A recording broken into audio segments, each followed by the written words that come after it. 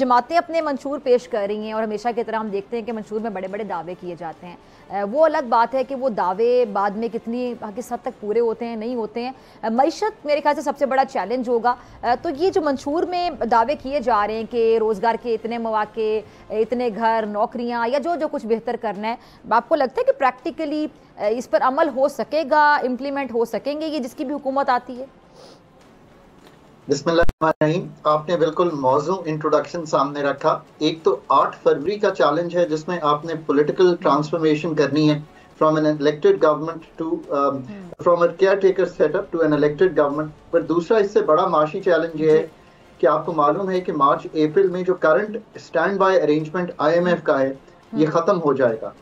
आते ही जो पहला चैलेंज इलेक्टेड गवर्नमेंट को टैकल करना है कि स्टैंड बाय अरेंजमेंट की कंप्लीशन हो, ये इनकम्प्लीट ना रह जाए, इसका सेकंड रिव्यू करवाना है और फिर पाकिस्तान को ग्लाइड इन करना है। और मैं ये लफ्ज इसलिए यूज कर रहा हूँ कि कोई डिले नहीं करना, ताकि जो इस वक्त की थोड़ी सी नेसेंट अर्ली स्टेजेस की मैक्रो स्टेबिलिटी है इसको इस्तेहकाम दिया जा सके। वरना आपने पहले देखा कि जब प्रोग्राम नहीं था IMF का तो रुपया भी गिर रहा था, रिजर्व भी गिर रहे थे, इन्फ्लेशन बहुत बढ़ रही थी। अब थोड़ी सी आपका जो मुल्क की मैक्रो स्टेबिलिटी है उसके साइंस हैं कि मुल्क की मैक्रो स्टेबिलिटी आपको दिखाई दे रही है। तो पहला चैलेंज तो ये होगा।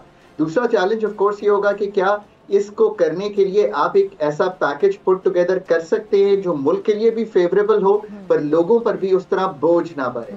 और तीसरा चैलेंज ये होगा कि क्या आपने अपना बजट जो आने वाला है, आपको मालूम है बहुत बड़ी बड़ी टैक्स रिफॉर्म्स की गुफ्तगू हो रही है, जो गुफ्तगू हो ही नहीं रही वो ये है कि ये आखिर जो एक्सपेंडिचर है सारा, जो पेंशन्स का एक्सपेंडिचर है, जो इनकम सपोर्ट का एक्सपेंडिचर है, जो सब्सिडीज का एक्सपेंडिचर है, जो वफाक में चीजें काम कर रही हैं उनका एक्सपेंडिचर है, इसको कैसे संभालना है। और ये बहुत बड़ा चैलेंज है पाकिस्तान के लिए। और फिर आपने बहुत अच्छी बात सामने रखी, ये बात दुरुस्त है कि देखिए जो मंशूर हैं उनमें एक स्लोगनेरिंग का भी एलिमेंट होता है, बट मैं इतना जरूर कहूंगा, giving the political parties there due, कि उन सब ने जो चीजें सामने रखी हैं, आपके इलेक्ट्रिसिटी, जॉब क्रिएशन, लोगों को घर फराहम करना, पाकिस्तान का जो बैरूनी खसारा यानी कि करंट अकाउंट है उसको संभालना, पाकिस्तान के लोगों तक चाहे वो कार्ड के थ्रू हो, एग्रीकल्चर को देखना, ये सब चीजें तो बहुत इंपॉर्टेंट हैं। हर एक ने अपनी तरह से एक पुट टुगेदर करने की पैकेज कोशिश की है, बट कुछ गुफ्तगू की है। सो इस हद तक PMLN ने भी, PPP ने भी, PTI ने भी कुछ मेहनत जरूर की है। कुछ लोगों ने कॉन्स्टिट्यूशन पे ज्यादा जोर दिया है, कुछ लोगों ने डेवोल्यूशन पे ज्यादा जोर दिया है, कुछ लोगों ने मईशत पे ज्यादा जोर दिया है, but there is something there. But जो आपने बात की ना वो बहुत अहम है कि इनमें से किन चीजों को आप अमली जामा पहना पाएंगे। क्योंकि ये तो मैं और आप दोनों जानते हैं कि एनर्जी को ठीक किए बगैर सब समझ गए हैं ना, कि कोई कहता है कि मैं यूनिट्स फ्री दूंगा, कोई कहता है मैं 20 से 30% बिजली में सस्ती करूंगा।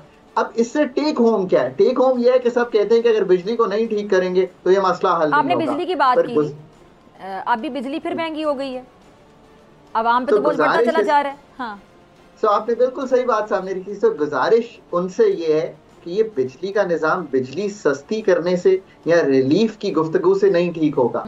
ये वो निजाम है जो असर नौ तंजीम, जो एडमिनिस्ट्रेटिव है उसको तंजीम नौ करने की जरूरत है, इस ढांचे को तब्दील करने की जरूरत है।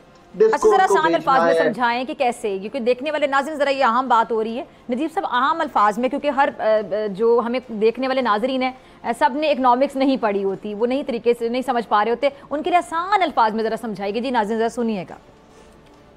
तो देखिए, एक तो आप चाहते हैं बिजली सस्ती हो, बिजली सस्ती तब होगी जब असर नौ तंजीम नौ करेंगे आप पूरे सेटअप की। इससे मतलब यह है कि खुदारा डिस्कोस को मत चलाइए, क्योंकि उनकी इनएफिशिएंसीज का, लॉसेस का बोझ अवाम पे ट्रांसफर करना पड़ता है। जिस तरह आप जाती हैं मोबाइल फोन के लिए, 4 कंपनीज हैं प्राइवेट सेक्टर में हैं, आप जाती हैं, चूज करती हैं, कंपटीशन होता है, आपको एक चीज मिलती है।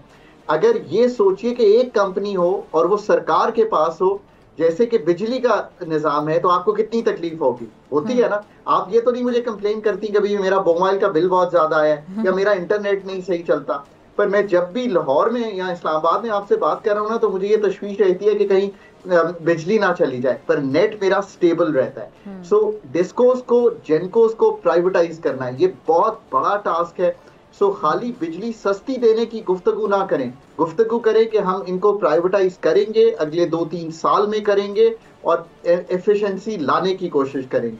दूसरी ये गुफ्तगू है 2100 अरब रुपया आप देते हैं आईपीपीज को, लेकिन जो हमारा फिक्स्ड चार्ज है बिजली का, इसको कम करने के लिए चाइनीज हमारे दोस्त हैं, उनसे गुफ्तगू कीजिए। 17 चाइनीज फंडेड प्रोजेक्ट हैं 11,000 मेगावाट के, 15 अरब डॉलर हमने इनको 10 सालों में देने। उनको कहिए कि ये हम 20 या 25 साल में देंगे तो पर यूनिट कॉस्ट कम हो जाएगी। सर्दियों में गैस मत इस्तेमाल करवाइए, बिजली इस्तेमाल करवाइए, उससे ये होगा कि आपके यूनिट ज्यादा बिकेंगे तो उसकी भी कॉस्ट कम हो जाएगी। अब मैं ये चीजें ये अपने चीन का जिक्र किया, जो चीन से डॉक्टर साहब, ये जो चीन ने पाकिस्तान का 2 अरब डॉलर का जो कर्ज रोल ओवर किया है, इससे किस हद तक जो माशी सूरत हाल है उसको फायदा होगा, उसके लिए बेनिफिशियल होगा? ये आपने बड़ी अच्छी चीज सामने रखी। पाकिस्तान का जो रोल ओवर हर साल हो रहा है, मेरे जहन में ये आया। जी जी, बहुत अच्छी बात किया, ये इंपॉर्टेंट पॉइंट है। मैं अगले दिन भी पॉलिसी मेकर्स को ये कह रहा था कि पाकिस्तान 11-12 अरब डॉलर चाइना का सेफ डिपॉजिट है, चाइना के और डिपॉजिट्स हैं, यूएई, कतर, इनको हम हर साल रोल ओवर करते हैं, इससे बहुत इस्तेहकाम मिलता है। ये जो आप सुनती है ना कहानी कि जी 25 अरब डॉलर हमने देना है, उसमें से 2 अरब डॉलर यही है जो चाइना ने आपको रोल ओवर करना है, यानी कि आप वापस ही नहीं करना। मैं इसीलिए कहता हूँ कि जब बहुत गुफ्तगू होती है ना कि 25 अरब डॉलर देना है, डेट अनस्टेबल हो गया है, with the right adjustments everything can become stable. It is the problem is कि बिकॉज हम ये जुजियात पे जाकर काम कर नहीं पा रहे। सेड, आपने बड़ी खूबसूरती से कहा कि राइट एडजस्टमेंट के साथ कुछ भी सेटल हो सकता है। Absolutely madam, that is the real hope for Pakistan. मैं हमेशा कहता हूँ I am very hopeful the day we decide कि इन प्रोफेशनल्स ने एनर्जी की, इन प्रोफेशनल्स ने डेट मैनेजमेंट की, इन प्रोफेशनल्स ने पाकिस्तान के ग्रोथ के आर्किटेक्चर की सर्जरी करनी है। ये 3 सर्जरीज की जरूरत है पाकिस्तान को। विद एडजस्टमेंट्स सब कुछ सेटल हो जाएगा। आपको 5 साल बाद ही पाकिस्तान मुख्तलिफ लगना शुरू हो जाएगा। और देखिए, या तो मैंने आपसे सतही गुफ्तगू की हो ना, तो आप कहेंगे नहीं नहीं आप डीप, तो मैं जुजियात में जाके आपके सामने अगर रख सकता हूँ तो मेरे से तो बहुत बेहतर एनर्जी स्पेशलिस्ट, डेट मैनेजर्स मौजूद हैं, पाकिस्तान के डॉक्टर्स हैं, पर उन पे भरोसा कीजिए। खुदारा आने वाली हुकूमत को सबसे बड़ा चैलेंज ये है madam, the people they put in important places will determine Pakistan's next 5 years.